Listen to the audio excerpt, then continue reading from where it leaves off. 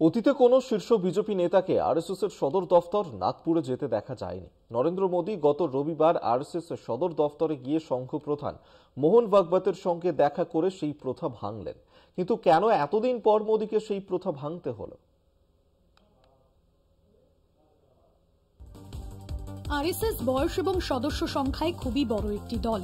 রাজনীতিতে তাদের ভূমিকা নিয়ে কোনো রকম অস্পষ্টতা না থাকলেও সংঘের দাবি আরএসএস এর কাজ সমাজসেবা। মোদী সরকারের অনুমতিক্রমে সেবা অন্তপ্রাণ আরএসএস এর কর্মসূচিতে এখন যে কোনো সরকারি কর্মীও যুক্ত হতে পারেন। মোদীর নাম না করে গত 9 মাসে মোহন ভাগবতের কিছু মন্তব্য ছিল এরকম।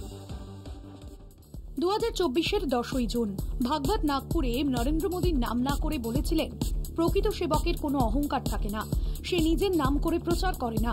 19 জুলাই ঝাড়খণ্ডে ভাগবত বলেন, মানুষ প্রথমে নিজেকে সুপারম্যান ভাবে, তারপর নিজেকে ভাবে ভগবান, তারপর সে হতে চায় দেবতা।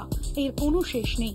7ই সেপ্টেম্বর পুনেতে ভাগবত একইভাবে বলেন, নিজেকে ঈশ্বর ভাবা ভুল, কারো নাম না করে এই যে সমালোচনা, এর পিছনের কারণ।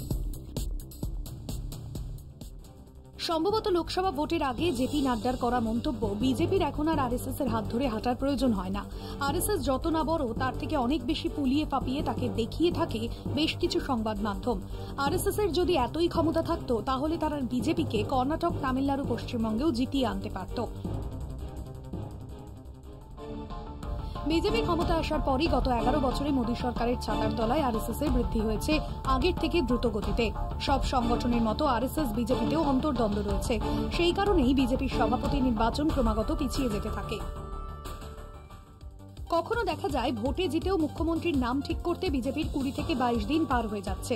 বা মোহন ভাগবত গত বছর ডিসেম্বরের শেষ সপ্তাহে যখন বললেন, সব জায়গায় শিবলিঙ্গ খুঁজতে দেওয়ার চেষ্টা মানা যায় না, ঠিক তার পরের সংখ্যা অর্গানাইজারের সম্পাদকীয় লেখা হয়, শিবলিঙ্গ খুঁজতে যাওয়ার মানে ইতিহাসের সত্যিকে খোঁজা, আর সেটাই হলো সভ্যতার প্রতি সুবিচার।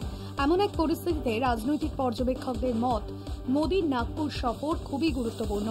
দুটি সম্ভাবনার কথা তারা বলছেন। প্রথমটি দলের সভাপতি নির্বাচনে জট খোলার চেষ্টায় এই সফর, দ্বিতীয়টি অনুমান। আরএসএস ঘনিষ্ঠ বিক্ষুব্ধ বিজেপি নেতা সুব্রমণ্য স্বামী গত বছর 21শে অগস্ট এক্সে লিখেছিলেন, 2025 সালের 17 সেপ্টেম্বর নরেন্দ্র মোদীর বয়স 75 পূর্ণ হবে। তখন মোদী নিজে থেকে সরে না গেলে অন্যভাবে তাকে সরানো হতে পারে, যেভাবে 75-এ সরে যেতে হয়েছিল আদবানি, মুরলী মনোহর যোশীদের। মোদীর ক্ষেত্রেও কি সেই প্রশ্ন হালকাভাবে হলেও উঠছে। মোদীর নাগপুর সফরে এই ইস্যুও কি আলোচিত হয়েছে? বিষয়টিকে সম্পূর্ণ উড়িয়ে দিতে অনেকেই রাজি নয়। কলকাতা টিভি।